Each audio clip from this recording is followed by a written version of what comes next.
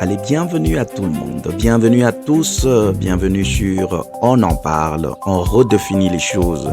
Moi, c'est Dr Christelle, je vous reçois ici et maintenant. Si vous ne vous êtes pas encore abonné, abonnez-vous. Nous publions des vidéos chaque fois sur YouTube et Facebook, là où vous allez venir apprendre beaucoup de choses. Bienvenue à tous. Alors, pour aujourd'hui, le jour de notre indépendance, je veux recevoir pour vous un homme de Dieu, le docteur et pasteur Francis.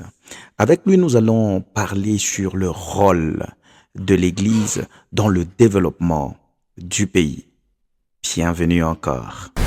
Bonjour docteur Francis, bonjour docteur et pasteur Francis, comment vous allez? Bonjour berger et confrères, je vais très bien par la grâce de Dieu. Je ne Gloire, sais pas de votre côté. gloire au Seigneur, nous allons aussi très très bien. Ça fait très longtemps que nous avons eu à échanger dans Méditons à haute voix. Qu'est-ce qui s'est passé là? Comme je le disais autrefois, apparemment nous avons une grande vision que nous semblons négliger.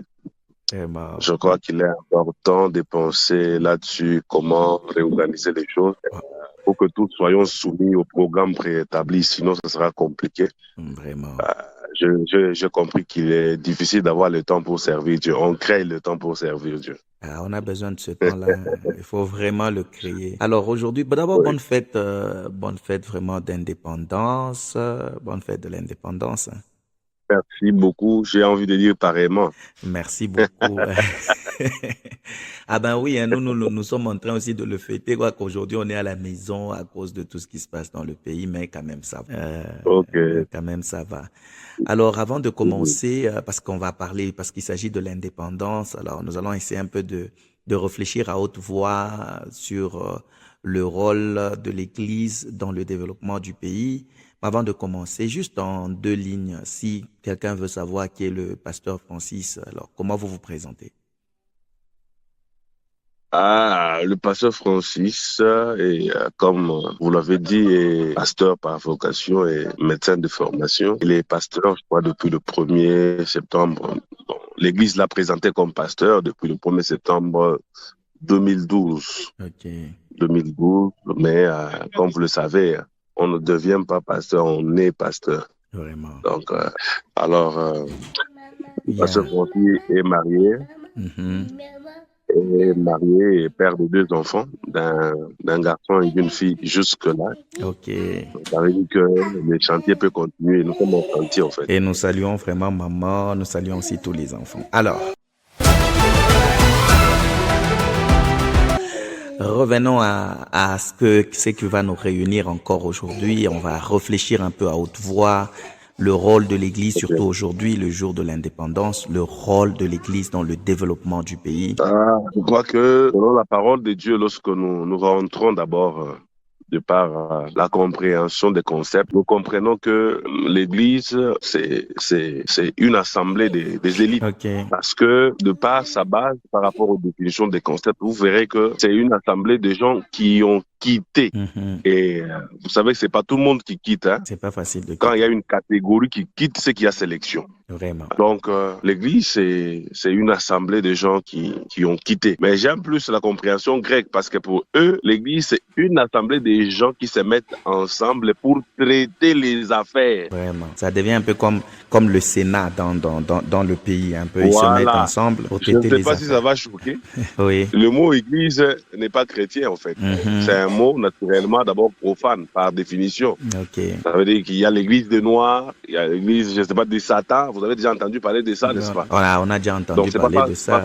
c'est pas parce qu'on parle de l'Église qu'on voit déjà Dieu, non. Ok. C'est d'abord naturellement un mot profane qui peut être utilisé par rapport à un contexte. Donc c'est un peu ça. C'est un Alors, peu de ça. par les définitions, nous avons déjà compris le rôle de l'Église. D'un côté, présenter Christ, c'est-à-dire un lieu où on vient écouter la parole de Dieu, être équipé par la parole de Dieu. D'un autre côté, les traités des affaires, c'est-à-dire l'Église doit être au centre de solutionner certains problèmes. Là où l'Église existe, on voit la solution à certains problèmes parce qu'elle regorge en son sein des élites. Ok. D'autant plus puisque tous ceux qui sont dans l'église, ils dépendent, ils sont sous l'autorité de l'esprit de Dieu. Et nous croyons que c'est l'esprit de Dieu qui est l'esprit le plus intelligent de tous les esprits qui puissent exister. Donc voilà un peu, pour ne pas aller dans les définitions théologiques et autres, voilà comment je peux comprendre. Ah, ok. Donc si je comprends mieux, c'est en fait une assemblée des gens qui se sont déjà détachés, qui sont mis à part, mais qui sont là, qui ne sont pas là seulement pour se réunir tout simplement, mais ils sont là pour traiter les affaires. Bon, on peut traiter les affaires.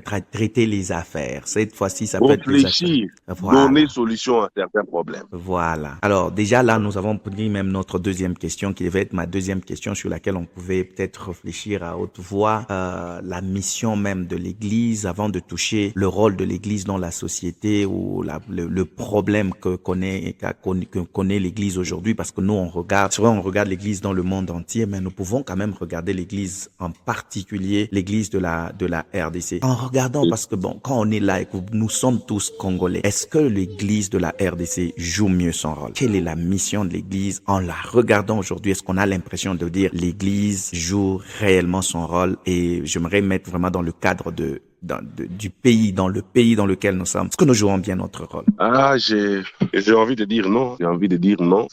D'autant plus que l'Église du pays est représentée par les pères de la nation.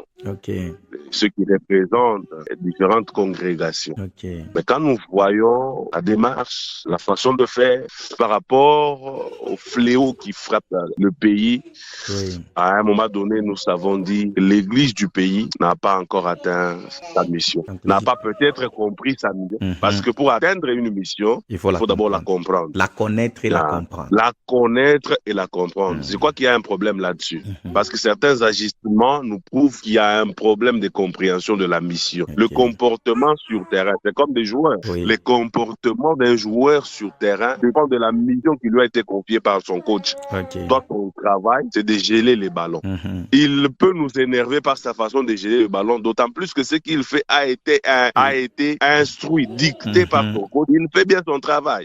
Nous, on peut ne pas l'aimer, le grand problème ici, voilà. Le grand problème que nous avons au pays, c'est que l'Église est en train de jouer un rôle qui n'aide pas, qui va au-delà en dehors de la mission qui lui a été confiée. Par rapport à l'apôtre Paul, quand il parle à Timothée, l'Église, c'est la colonne, l'appui. La colonne de la vérité.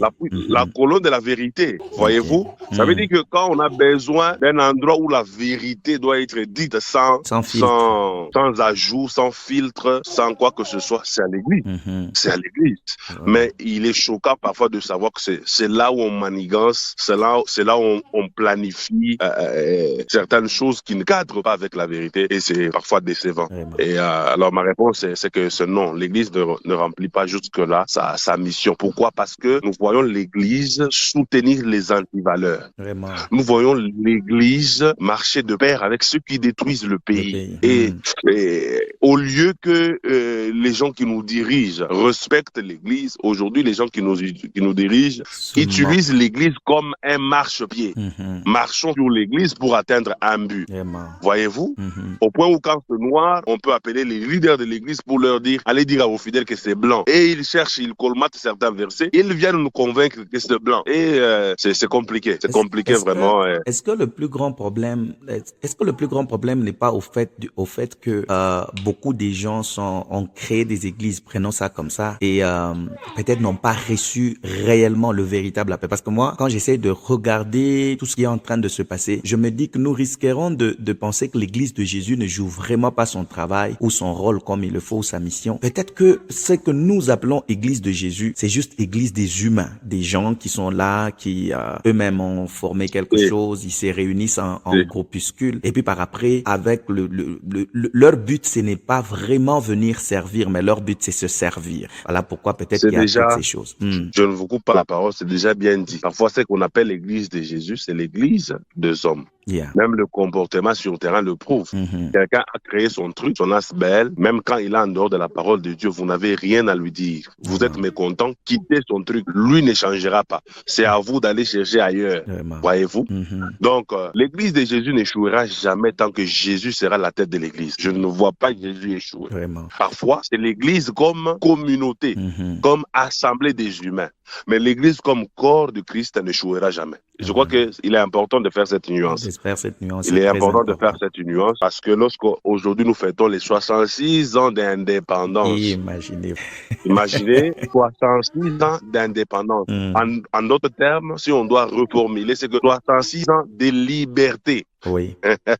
66 ans de liberté. Parce que l'indépendance, c'est la liberté de penser, la liberté d'agir, la liberté de gouverner sans être soumis par une quelconque autorité extérieure. Vraiment, sans une pression extérieure. Sans une pression extérieure. Donc, vous êtes libre de penser, de concevoir et de mettre en action votre pensée sans une influence extérieure. Est-ce que nous sommes réellement indépendants? Ah, c'est la grande question à se poser parce que bon, même parce qu'il s'agit de l'Église, est-ce qu'aujourd'hui chacun est libre d'émettre sa pensée pour dire bon, moi je pense à ça et ça et qu'on arrive par exemple à tolérer la pensée. Ce n'est plus facile. Alors, qu'à cela ne tienne, quelle pouvait être la mission, s'il faut la résumer, quelle pouvait être la mission de l'Église actuelle, par exemple, au Congo? Si on peut apprendre même trois missions dans l'Église du Congo. Je crois que les termes sont simples. Le monde ou les hommes politiques devraient avoir peur de l'Église avant de poser certains actes. Ils devaient souvent se poser la question, si nous faisons ceci, l'Église ne sera pas d'accord avec nous. Et quand l'Église nous désavoue, même notre autorité est finie. Mais qu'est-ce qui fait que ces gens ne peuvent pas avoir peur de nous? C'est parce que, nous ne sommes pas puissants. L'Église n'est pas puissante. Pourquoi? Parce que derrière les antivaleurs, derrière ces gens qui travaillent pour détruire, parce que quand on a une vision contraire à celle que le peuple attend de vous, vous êtes en train de détruire. En fait, vous détruisez. Vous détruisez, en fait. Vous détruisez. Alors, vous allez voir, ce qui m'étonne, c'est que les conseillers de ces hommes destructeurs sont des pasteurs. Les grands partenaires de ces hommes-là, ce sont des pasteurs. Des grands partenaires de prière, je souligne. C'est-à-dire que les gens qui sont capables de réunir les gens, prions en faveur de tel qui est voleur, tel qu'on connaît, qui détourne et tout ça, soutenons-le. Quand il dit soutenons-le, c'est en fait celui qui bénéficie de la personne. Il voyage, ses enfants sont pris en charge en Europe par la personne, donc il n'a pas d'autre choix que de soutenir la personne. Et l'Église, comme assemblée, a perdu de force. L'Église est impuissante. Aujourd'hui, l'Église ne peut pas défier avec la politique du pays. Parce que jadis, il y a des pays où quand un homme de Dieu se tient et dit, par exemple, tel, nous te destituons, cette parole a des effets immédiats au point où la personne se voit être bloquée d'avancer. Et reviendra pour peut-être demander pardon. Et reviendra à l'écoute. Je vous écoute très bien. Moi, j'ai connu un petit problème là je connais un petit problème. J'ai connu un petit problème. Je crois que on va peut-être là où on s'était arrêté.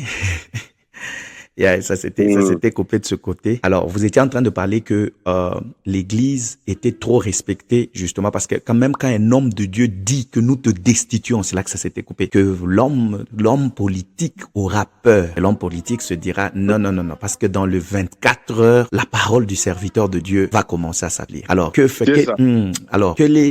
que l'Église doit faire aujourd'hui? Qu'est-ce que l'Église peut faire pour pour accompagner le développement, par exemple, du pays? En gros, qu'est-ce que l'Église pourrait faire? Oui, pour accompagner le développement, l'Église doit être partenaire.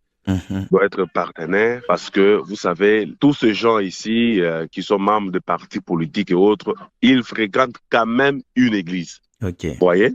Alors, pour ce qui est de notre pays, vous savez, ce qui manque, je l'ai dit souvent plutôt, ce qui manque à ces pays, ce ne sont pas les bonnes idées. Non, ce ne sont pas les bonnes idées qui manquent à ces pays.